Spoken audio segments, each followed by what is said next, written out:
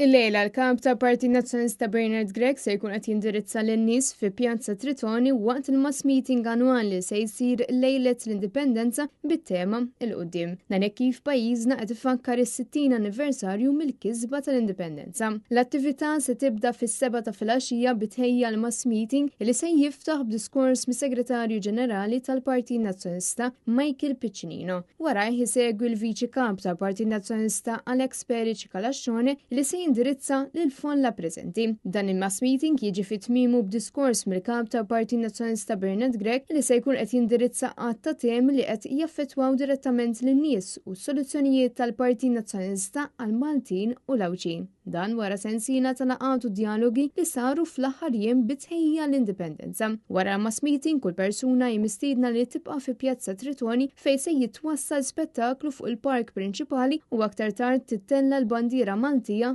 mat-tokki ta' nofs il-lejl.